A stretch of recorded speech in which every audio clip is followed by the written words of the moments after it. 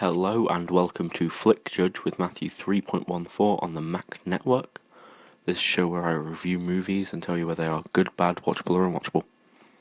Today we're going to be talking about the 2001 film A Knight's Tale, starring Heath Ledger, Rufus Sewell, Paul Bettany, Alan Tudyk and Mark Addy. Alright, I'm going to give a quick plot summary and then we're going to get on to discussing the good and bad points of the movie and the overall decision. So, the general idea is that it's a movie about jousting in tournaments. It's pretty simple.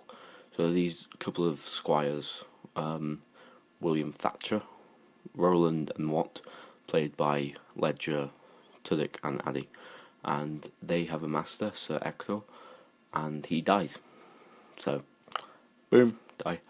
And then, so they're going to give up and run off. But since they only need one more pass to win the tournament, William wears Sir Ector's armour to impersonate him, and they end up winning and getting money. So that's great for them. And then obviously, as you can expect, they see Geoffrey Chaucer, obviously. Don't you every day? And then they start entering all of these tournaments. And there's a big story with some absolute arsehole called Count Adhamar. Sure, why not? And he's in love with just this hoe. Shit's dope. Dope indeed. The general story isn't the thickest thing. It's not fucking Inception, but it's a pretty solid story. There's nothing particularly strange about it. Well, I mean, there are strange things, but there's nothing that goes out of its way. There are no huge twists you can't expect. It's really funny. It's from, as you can hope from a comedy film, it's really funny, and you know, you don't actually expect it to be this funny. I wasn't thinking, oh, this is going to be the most hilarious film ever. I wasn't expecting that, and honestly, it wasn't. But it was very funny, and it's one of the funniest films I've watched, honestly. So that's good. The jousting scenes. Let's do jousting. They were solid jousting. They were good. They looked believable because I found this out on Wikipedia. Plenty of effort was expended creating lances that would convincingly explode upon impact without injuring the stunt riders. The body of each lance was scored so it would break easily, and the tips were made out of balsa wood. Now I'm reading this from Wikipedia. Each was also hollowed out with the holes created with balsa splinters and uncooked linguine, something I'm not particularly a fan of. So you know, they use the same armor stuff as Gladiator, so that's solid. Solid scenes. Looked about as real as any sports film, probably better than most sports films. It's not Any Given Sunday, but it's better than some things. Acting. I didn't have a problem with any performances. That's usually a good sign. But I'm going to say everyone was good, which is crazy, right? You've got Heath Ledger, who's obviously amazing in this. He's really funny. He's amazing in everything. So yeah, you've got Rufus Sewell, who's a solid villain actor a lot of the time, and he's great in this. There's this one part I can't tell you about because it's a spoiler, but he is the biggest vagine ever. He is just the biggest asshole ever, and I just want to kick him in the face, and then I remembered that it's a film. So, you know, that's good acting, I guess. Mark Addy and Alan Tudyk were hilarious. Alan Tudyk is obviously hilarious in all of his films, so that's good for the film.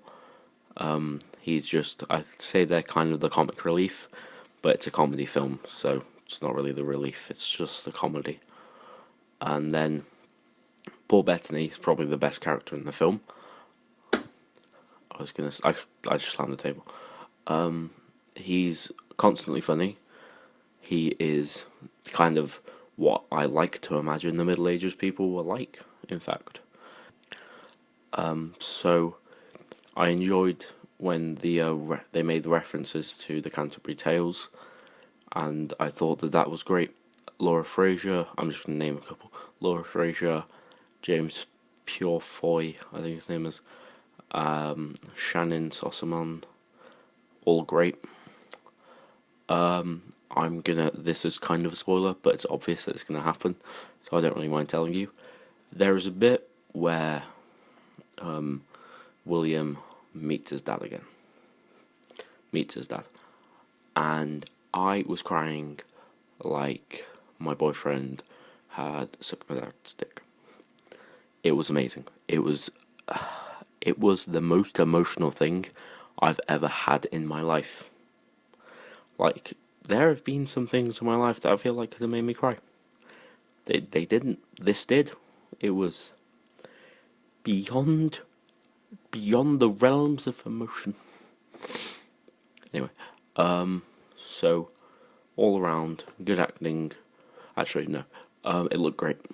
It looked good. The sets were very well designed. The cinematography wasn't out of this world incredible. Had like Gravity, right? Boom. But it was solid. That was Richard Greatrex. Anyway, that was good. I'm just skipping past those. I don't really feel like they deserve mentioning. They weren't exceptional. They just weren't bad. So what next? There's a bit of a complaint about the anachronisms, which refers to when you have modern references or the things that exist in that time shouldn't be. Like, there's a scene where they sing "We Will Rock You" in the Middle Ages, which I believe is not when it was written, although I could be wrong about that. But I think that's fine. I think Roger Ebert said Moulin Rouge also had anachronisms, but no one mentioned those. They were only 30 years off, and this one does it. This one does it on purpose. So, what would I give this film? I'd give it a solid 8.7 out of 10. I feel like that's pretty good. 87 out of 100 if you want to do whole numbers, integers. It is 132 minutes long, and I think you should watch it. So I'm giving it a good and a watchable 8.7, and that will I'm gonna do this thing in each episode where I rank all the films that I've watched so far, and due to the fact this is the first episode, I think I'm gonna give it a